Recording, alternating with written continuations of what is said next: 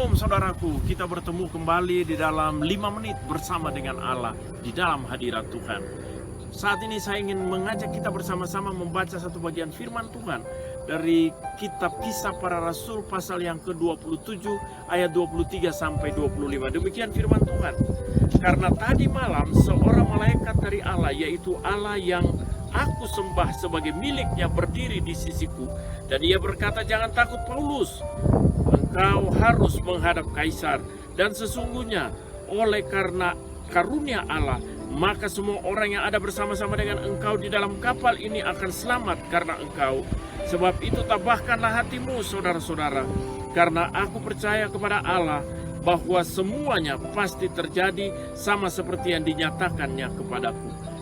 Bapak, Ibu, dan saudaraku yang kekasih dalam Tuhan Yesus Kristus, hari-hari ini kita ada dalam masa-masa yang sulit. Dan kita melihat konteks yang saya baru baca dari firman Tuhan ini, berbicara tentang bagaimana Paulus menghadapi badai yang luar biasa dalam perjalanannya yang ketiga ke Roma. Saudara, kita melihat di sini bahwa badai yang begitu menghantam kapal yang ditumpanginya. Namun demikian pernyataan Tuhan bagi Paulus itu menguatkan. Dan saya mau katakan bahwa hari-hari ini pun kita ada di dalam badai-badai kehidupan yang kita alami. Bapak Ibu, seringkali ketika badai itu datang, kita mungkin saja lari meninggalkan kehidupan yang penuh dengan pergumulan. Kadang-kadang kita tinggalkan akan masalah-masalah. Kadang-kadang kita bersembunyi dari setiap persoalan-persoalan yang kita alami. Tapi satu hal yang saya ingin mengajak kita sama-sama sharing tentang Paulus.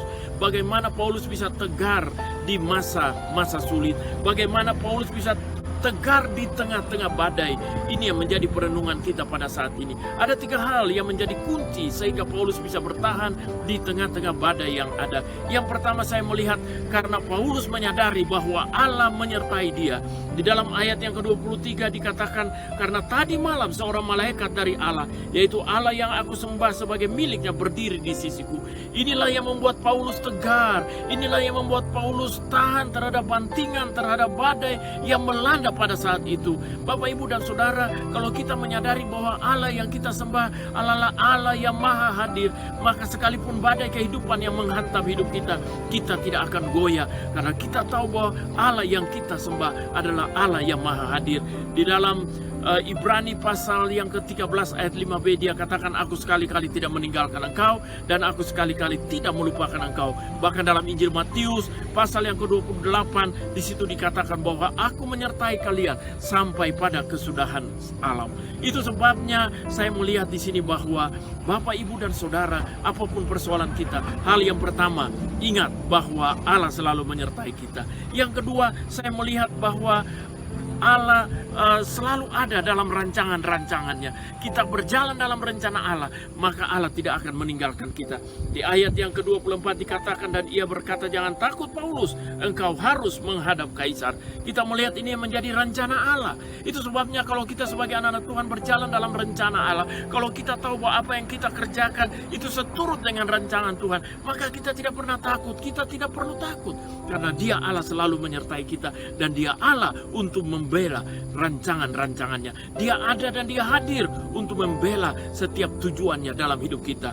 Tujuan Allah terhadap Paulus, Paulus harus menghadap Kaisar, Paulus harus memberitakan Injil di Roma. Itu sebabnya kita lihat bahwa rancangan Tuhan terjadi dalam kehidupan Paulus. Ini yang Paulus sadari, hal yang kedua yang membuat dia kuat dan tegar. Dan hal yang terakhir, yang ketiga, saya melihat bahwa Allah selalu menepati janjinya. Di dalam ayat 25 di situ dikatakan, sebab itu tabahkanlah hatimu saudara-saudara, karena aku percaya kepada Allah bahwa semuanya pasti terjadi sama seperti yang dinyatakannya kepadaku. Paulus menyadari bahwa apa yang menjadi rancangan Tuhan, apa yang menjadi rencana Tuhan dan kehendak Tuhan, pasti dia genapi. Bapak, Ibu, dia Allah yang tidak pernah berdusta. Dia selalu menepati janji-janjinya. Janji Tuhan itu murni, janji Tuhan itu kuat, janji Tuhan itu ya dan amin. Hari ini saya mau katakan, pada saat ini Bapak, Ibu, siapapun yang mendengarkan khotbah ini melalui video ini, ingat bahwa Allah tidak pernah meninggalkan engkau. Mungkin hari-hari ini engkau sementara berada di tengah-tengah badai kehidupan yang begitu menggoncangkan engkau, tapi 3 hal ini biarlah membuat engkau kuat dan tegar. Yang pertama, ingat bahwa Allah selalu menyertai engkau. Yang kedua, kalau engkau berjalan dalam rencana Tuhan, ingat rancangan Tuhan tidak pernah gagal dalam kehidupanmu. Dan yang ketiga, ingat bahwa janji Tuhan itu ya dan amin. Dia akan menggenapi janji-janjinya. Mari saat ini saya ingin mengajak kita semua berdoa. Bapa di sorga, hamba berdoa untuk semua orang yang mendengarkan video ini. Tuhan, Engkau tolong Tuhan. Semua yang mendengarkan khotbah ini, biarlah Tuhan jamah punya persoalan apa saja. Bapa, Engkau menjadi jawaban dalam kehidupan anak-anak-Mu. Mungkin badai-badai dalam kehidupan rumah tangga yang menggoncangkan mereka.